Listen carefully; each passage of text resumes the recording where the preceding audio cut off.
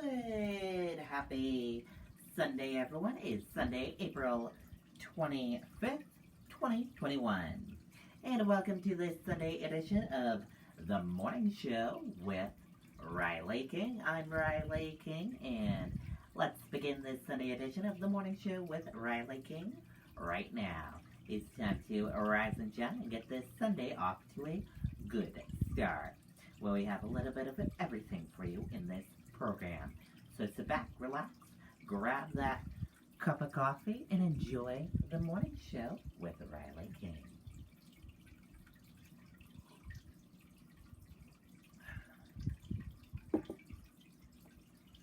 First up, we're going to take a look at your Johns Hopkins COVID-19 dashboard right now. And here's a look at that for all of you right now. Your global cases are 146, 576, 428. Your U.S. cases are 32, 045, 068. Your global deaths are 31, 101, 896. And your U.S. deaths are 571, 922. That is a look at your COVID-19 dashboard from Johns Hopkins University in Medicine. Now let's get to some other news.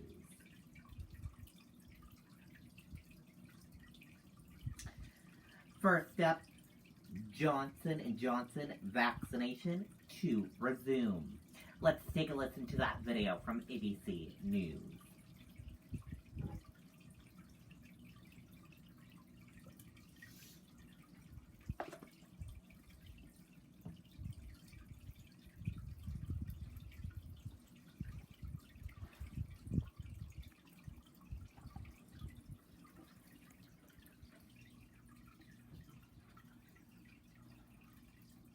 We begin tonight with the restart of the one-dose Johnson & Johnson vaccine, once considered a game changer in the fight against the coronavirus.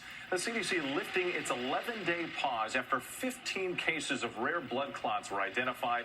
3 women died. That's out of 8 million shots administered.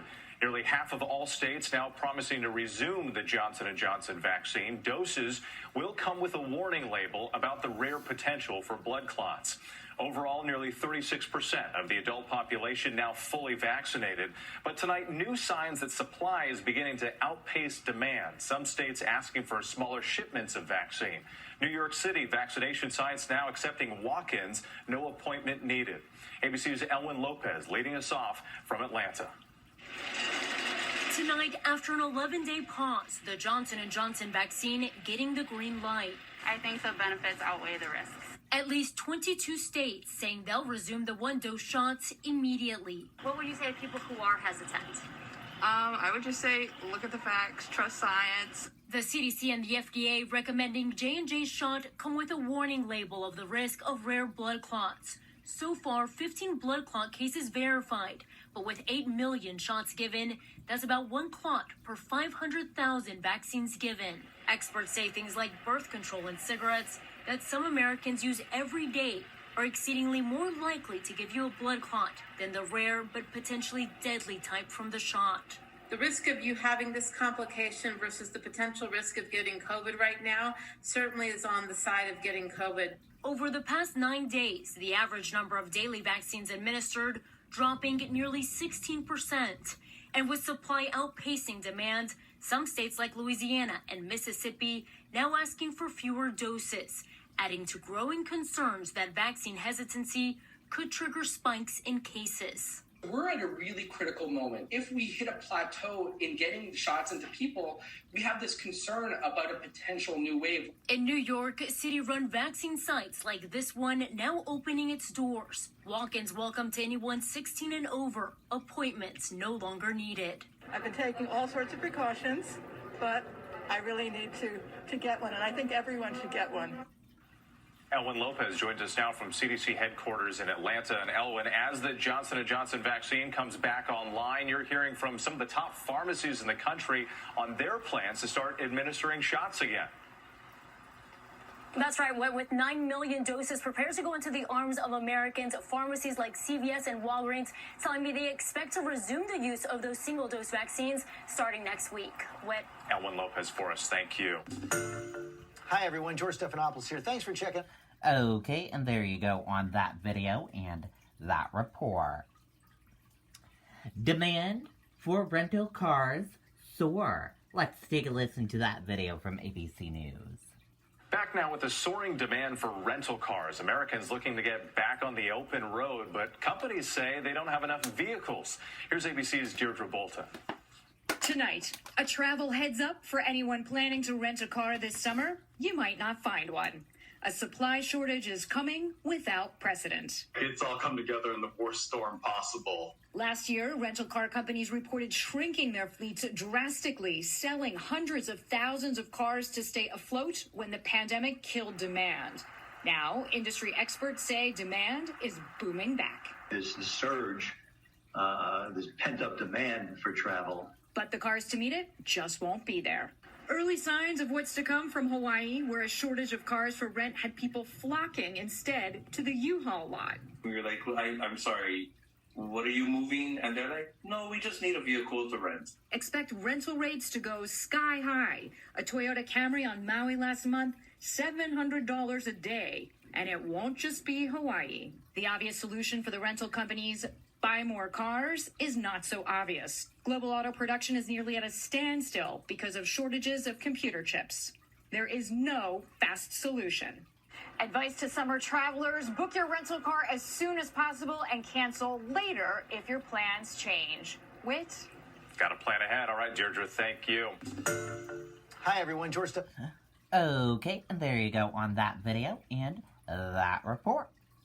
And we're going to switch gears now. Let's go into weather. And here's a look at your weather across the United States for this Sunday. In Boston, it'll be 53 degrees. New York City, 65 degrees. Washington, D.C., 67 degrees. Atlanta, 70 degrees. Jacksonville, Florida, 83 degrees. Tampa Bay, Florida, 84 degrees. And Miami, Florida, 90 degrees. In Dallas, Texas, it'll be 84 degrees. In Phoenix, 94 degrees. Las Vegas, 82 degrees. Los Angeles, 66 degrees. And San Francisco, 56 degrees. That is a look at the weather across the United States for this Sunday. Happy Sunday. Sunday. Very cool. And we're going to switch gears now. And tonight is a big night. The Oscars are on TV tonight. Oscars. Who is ready to watch the Oscars? But first, before we talk about the Oscars, what is the must-see movies to check off your list before the Oscars? Let's take a look at Binge This. And this is an Oscars edition of... Yes. Wouldn't be a Saturday morning without Binge This. Janae Norman is at the Union Station in LA, home of this year's Academy Awards. Janae, we turn it over to you. You guys, it is time for Binge This, but first I need to say, when Beyonce said I woke up like this, it was not on Lemonade. It was flawless. It was a different album. I just need to correct myself. But if you need to catch up on major movies before the envelopes are open tomorrow, we have got you covered. Kelly Carter, my girl, is here with us. She is the senior entertainment reporter for ESPN's The Undefeated, and she is serving up Beyonce mixed with Frida Kahlo. Yes. Check this out. We're loving this break. And I did wake up like this, so. And she has been a part of our Inside the Oscars podcast, helping us get ready for the show. So, Kelly, before tomorrow, first up, tell us about the movies that are already making history.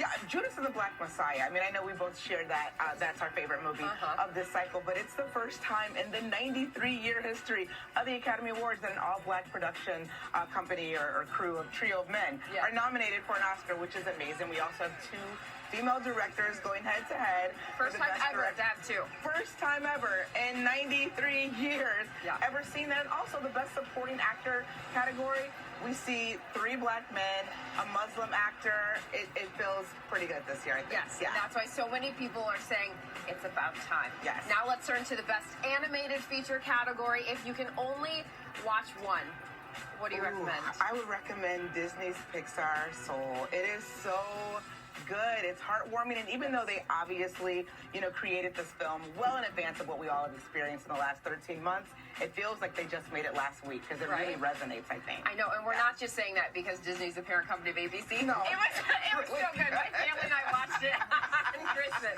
And finally, the best original song category filled with phenomenal work. Yeah. What's your favorite? Oh my God, Leslie Odom Jr. He's so good in One Night in Miami, and I think that if you're not in a pool of your own tears by the time he sings Sam Cooke, The Change Is Gonna Come, you are when he brings up his original song that he created for this film. Of course, Speak Now, it's up for an Oscar, and he's a favorite to win that category, so good luck to him. Yes, and if you're not already in a pool of tears, like you said, by the time he gets to A Change Is Gonna Come, so good. Yeah. Thank you to Kelly, and you can catch Kelly along with Chris Connolly and me on Oscars Countdown, the Red Carpet Live tomorrow. Set an alarm at 1 o'clock Eastern right here on ABC. Guys, back over to you. Great job, guys. Thank you very much. Really looking forward to the show tomorrow. Well, hey there, GMA fans.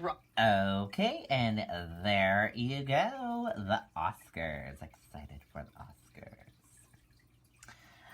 Why, this year's Oscars will be required viewing for movie buffs. Let's take a listen to that video right now. GMA cover story. Whether you're a fan of indie flicks or big budget blockbusters, the producers of this year's Academy Awards say the ceremony will be for all movie buffs. Chris Connolly, who Janae mentioned just a while ago, puffing his hair, joins us from Union Station in LA with Chris. Good morning to you. And good morning to you, Dan. Now, a lot of people watch movies, but the movies a lot of people watch, they don't always get nominations. You know the kind of movies I'm talking about, blockbusters. So why should those people be sure to check out this year's Academy Awards? I asked a couple of Oscars people that very question. If I'm a fan of Marvel Cinematic Universe movies, if I can't wait for Fast and Furious 9, no one outruns their past. If I love to get online and talk about how I think Rian Johnson is the best director in Star Wars history, what does the Oscars have for me? I can love that, and I can love Moonlight or Nomadland or Minari. From Django Unchained to Erin Brockovich, Oscars producer Stacey Scher has made movies that marry mass and class. Academy head David Rubin has led the charge to diversify his membership. The idea that the achievements of Black Panther are any less than the achievements of Citizen Kane is misguided.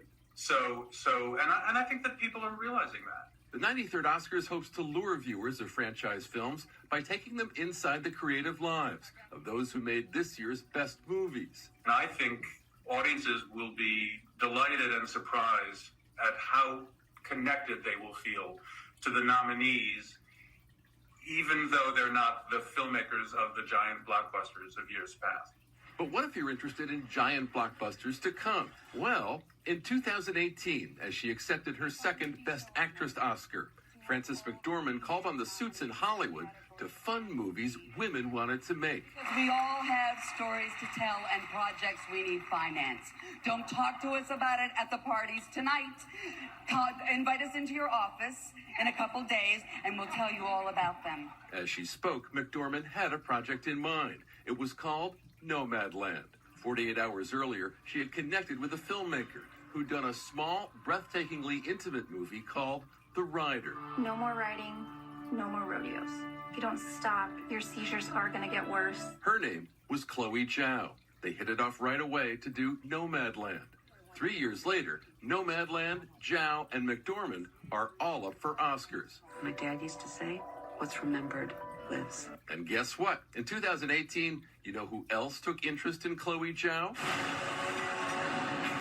That's right, Marvel. Marvel hired Chloe Zhao to direct Eternals, due to arrive in theaters at the end of this year. Every film is a learning curve, and I really, really don't want to make a film where I walk away and go, I wasn't wrong. So it just makes sense to watch the Oscars, where the future of the movies gets revealed, whether you like smaller films or the blockbusters.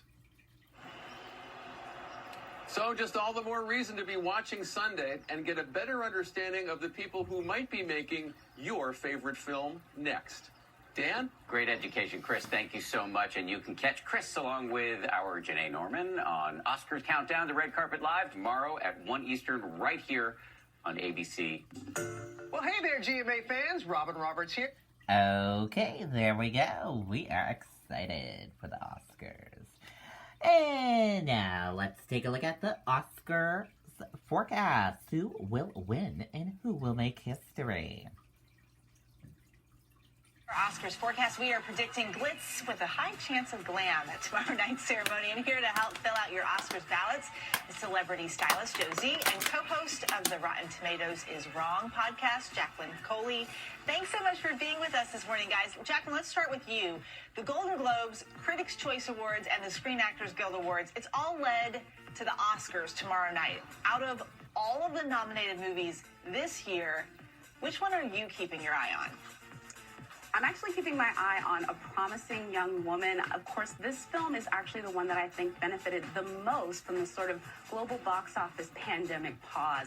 It sort of premiered at Sundance Film Festival, and it had a great entry, but that doesn't always translate to Oscar gold. However, it did with this. Director Emerald Fennell, on her debut film, is nominated for Best Director, Best Screenplay, and Best Picture. It's going to be a huge night for her. Joe, let me bring you in here. We've had a lot of Zoom ceremonies this award season. Will the Oscars no Zoom policy bring out more glamour, as the weather forecaster Eva predicted in the lead-in here? Well, I mean, in a non-pandemic year, the Oscars have always been the Super Bowl of fashion anyways, but I think you've seen it from all the award shows, starting with the Emmys. It's been a real ramp up to glamour, and I think this is the first time that we're actually having a full-blown, real-life, in-person red carpet. I think people have pent-up red carpet energy. They're ready to go. They're bringing their A game. I think they're ditching their hoodies, and they're getting into their gowns. Yeah, people are, I mean, we love some sweatpants, but we are ready to not be in our sweatpants, too. I'm good with sweatpants. Yeah. Let's talk about one of the most buzzed about categories, Best Director. Jacqueline, 2 female directors are up for Oscar Gold. I mean, we got to talk about this history-making moment. Yes, the ladies are going to be probably making history in the Best Director race. This nomination with 2 for Chloe Zhao and director Emerald Fennell ups the Academy number of female directors by 29%.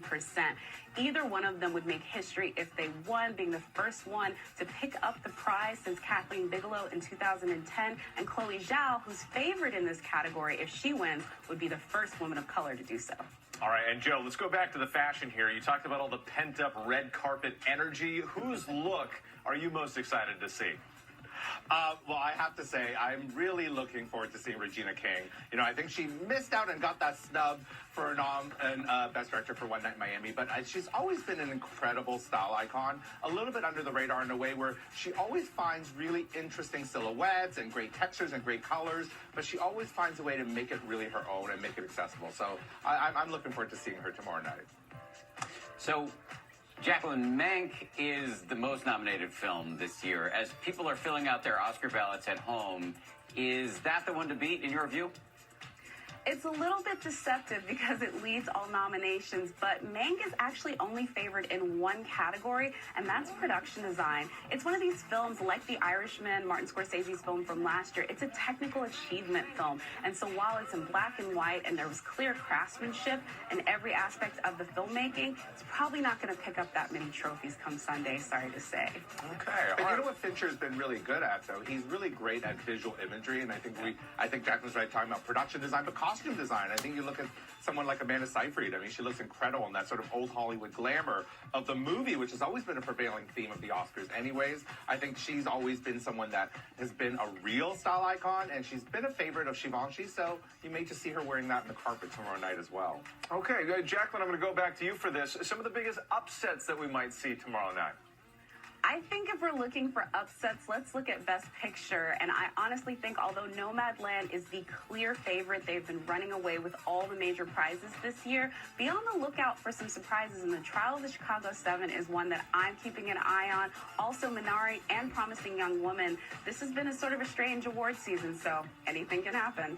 It has been a strange year. So Yeah, I think we're all anything can happen, right?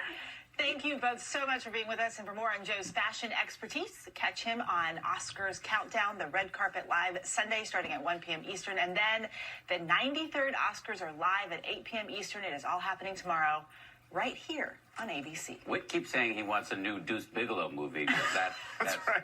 But it needs number 3, right? There was a sequel, wasn't there? Okay, now to speaking Don't of. pretend you don't know.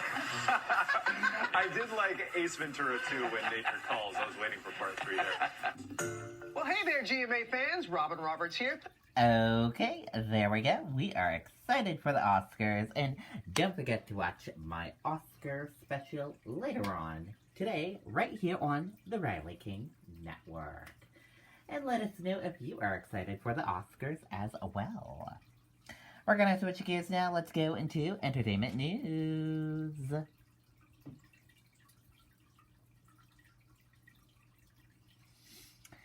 And in entertainment news, Bindi Irwin will share stories of Dad Steve with baby Grace.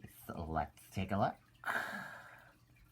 I keep thinking how special it is that we're standing here in the Crocaseum, the place that Dad loved more than anywhere else, feeding crocs and spending time together as a family. It's hard knowing that she'll never get to actually meet him. And it's devastating because I'll never get to watch that connection. But I cannot wait to be able to tell beautiful Grace all of these stories about Dad, to be able to share with her what an amazing father he was. And it's yeah, it's gonna be really special. It's gonna be really special for her to know him through us. To tell her about what an amazing man he was. And it's gosh, it is really hard. It's hard that he's not here, because out of everyone in the world, gosh, he would have loved her the most. He would have loved her so much. But I think in a way he is still with us, and his heart and soul lives on in all of us. And so, yeah, he's never really gone. Crikey It's a Baby, exclusively on Discovery Plus. Streaming April 25th. Okay, there you go. And thank you for joining us for this Sunday edition of The Morning Show with Riley King. Have a wonderful rest of your Sunday, everyone. See you back here later on with more news coverage. Have a great rest of your Sunday. Goodbye.